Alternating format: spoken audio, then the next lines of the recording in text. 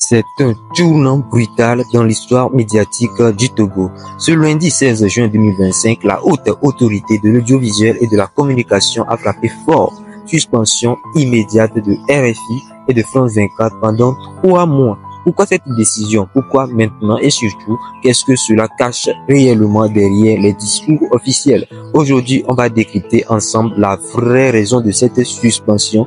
Parce qu'au fond, ce n'est pas une simple affaire de journalisme, c'est une affaire de peur, de dictature, de contrôle absolu.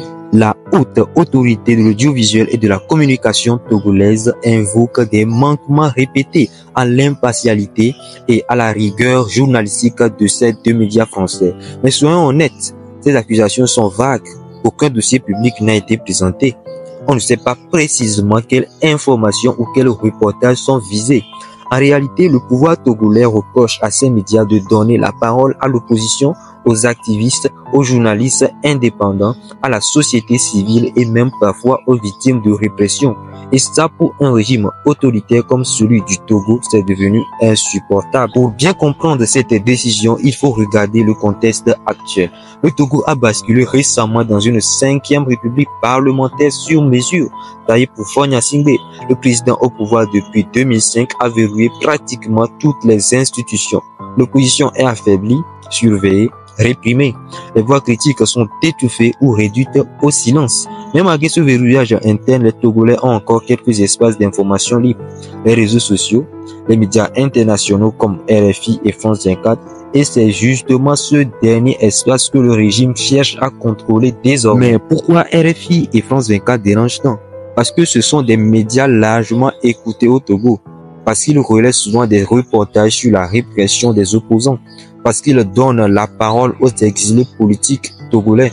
Parce qu'ils abordent les scandales de corruption, les détournements de fonds, la misère sociale et les inégalités croissantes au Togo. Le pouvoir sait que l'information, c'est une arme. Il sait que les reportages bien documentés peuvent raviver la contestation populaire. Mais attention, le Togo n'est pas isolé dans cette démarche. Le Mali a suspendu France 24 et RFI. Le Burkina Faso aussi. Le Niger également. On assiste à une vague de fermeture des médias internationaux dans plusieurs pays africains, chacun invoquant les mêmes accusations: manque de rigueur, impartialité douteuse, propagande. Mais derrière, il s'agit avant tout de bâillonner l'information indépendante. Le Togo s'inscrit aujourd'hui dans cette dynamique, même si le contexte politique interne est un peu différent de celui des juntes sahéliennes. Bref, en suspendant ces médias, Faure Gnassingbé confirme ce que beaucoup de Togolais savent déjà. Le régime a peur de la vérité, le régime veut contrôler l'opinion, le régime redoute une explosion sociale et le régime est prêt à réduire l'espace des libertés jusqu'à l'étouffement total. Car plus la population est privée d'informations indépendantes, plus elle devient manipulable. Alors, quelles sont les conséquences de cette décision?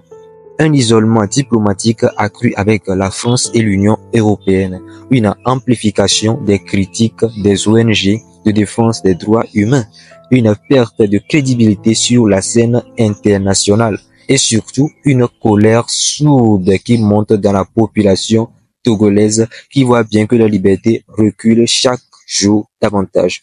Mais à force de vouloir tout contrôler, le régime risque d'étouffer son propre peuple jusqu'à ce qu'il finisse par exploser. Attention, aujourd'hui c'est France 24 et RFI, mais demain qui sera le prochain?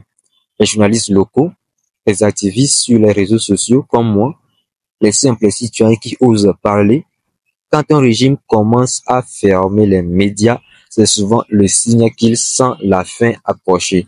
Togolais, Africains, amis de la liberté d'expression, restons vigilants parce qu'une dictature ne tombe jamais du jour au lendemain, mais elle finit toujours par tomber. Alors, mets en commentaire ton avis. Est-ce que tu penses que Faure Gnassingbé a peur de la vérité? Abonne-toi pour qu'ensemble on continue de décrypter l'actualité du Togo et d'Afrique sans tabou.